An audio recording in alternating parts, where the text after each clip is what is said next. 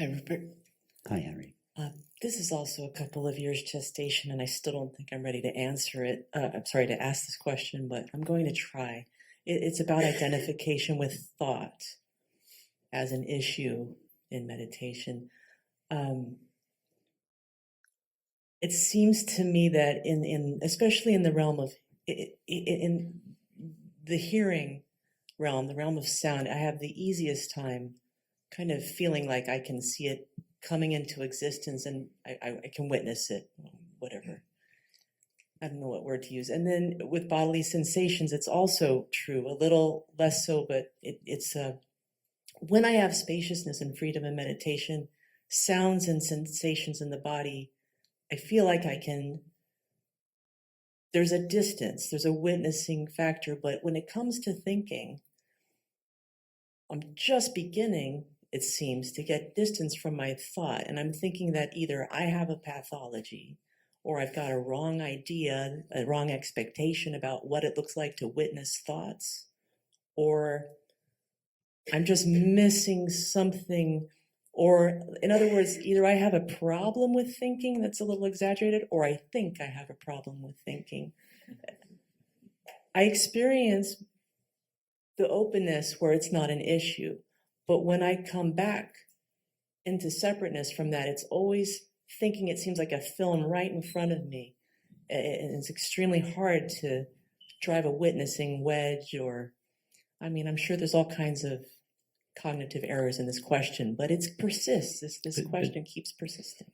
But you're trying to artificially separate yourself, the witnessing or knowing presence of awareness, from the activity of thinking. It's like trying to put a space between a screen and a movie. You can't do it. You cannot separate yourself from any experience. How much distance is there between you and the experience of hearing? It's true that seems, it's there, it's me. But somehow there's a peace or a beauty in witnessing hearing that it seems is not as available to me when it comes to my own thoughts and my narrative. You witness knowing, you witness thinking or hearing or seeing, but not from a distance.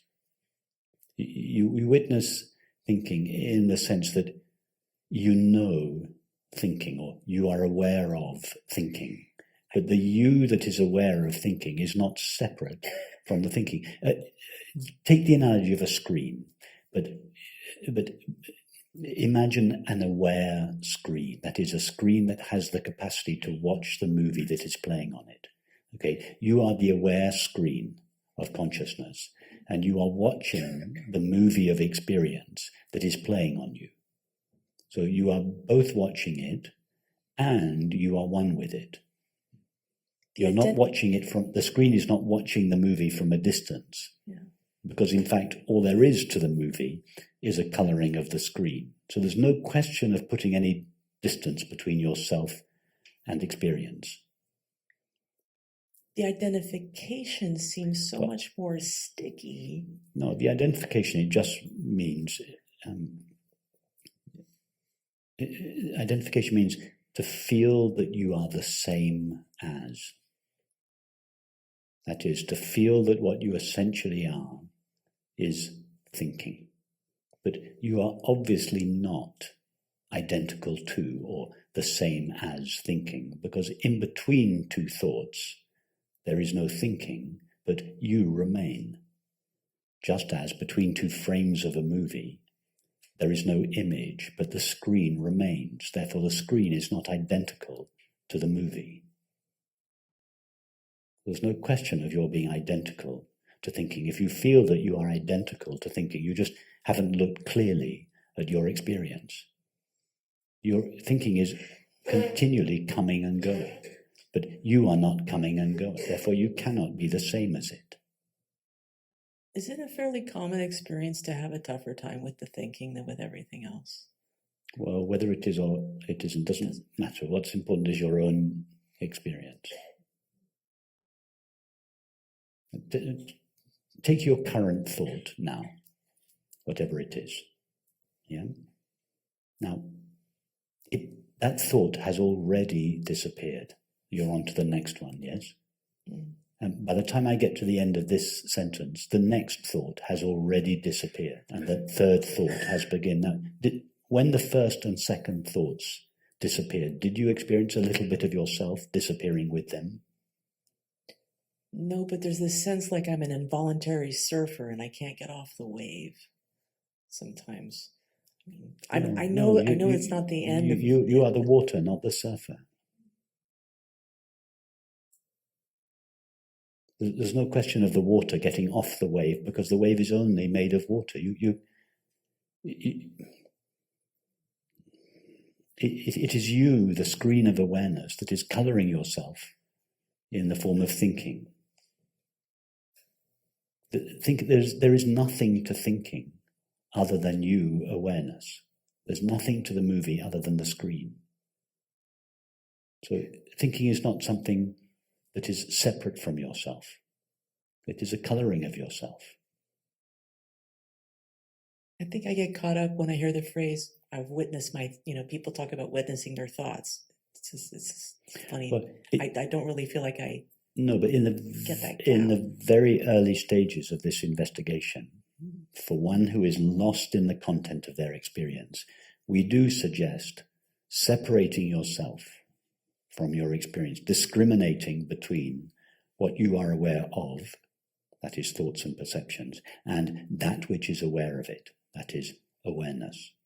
So at this very early stage in the investigation, we do take this pedagogical step and separate out the witnessed from the witness, the known from the knower. And it is valid to do that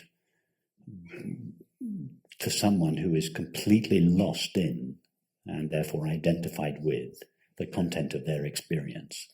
Hence these teachings about being the witness of experience. Now, some teachings stay there.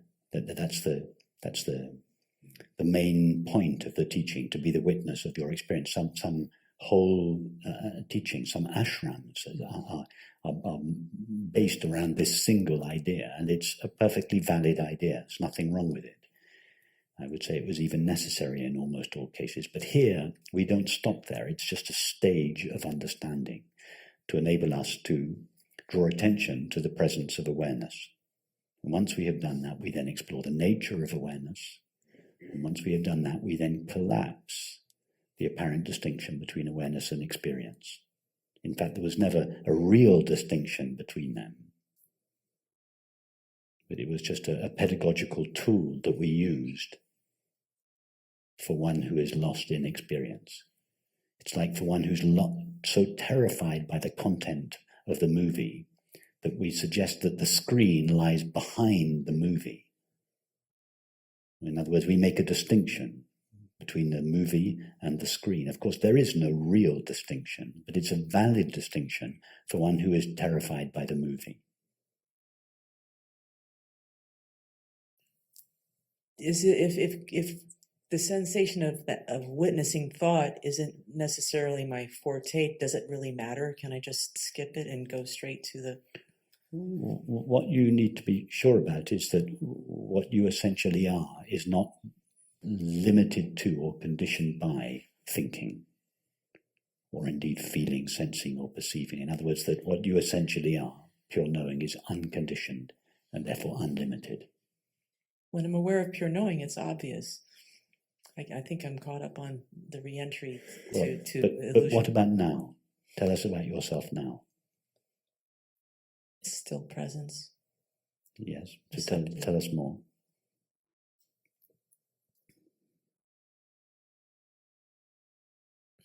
Boundless. Yes, so that is clear to you. Yeah.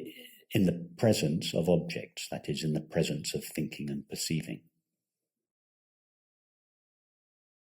So if that's clear to you, you no longer have to separate yourself out from your experience. The only purpose of separating ourselves out from experience is to draw attention to ourselves as this unlimited, ever-present presence of awareness. Once that's completed, then it's no longer necessary to separate ourselves from experience. In fact, on the contrary, we should collapse the apparent distinction between our self-awareness and the objective content of experience. And when the narrative is, you notice there's a narrative and you're caught with it, just go back to water. Well, yes, if the narrative is true of your experience, then fine. But if the narrative doesn't correspond to your experience, then just ignore it.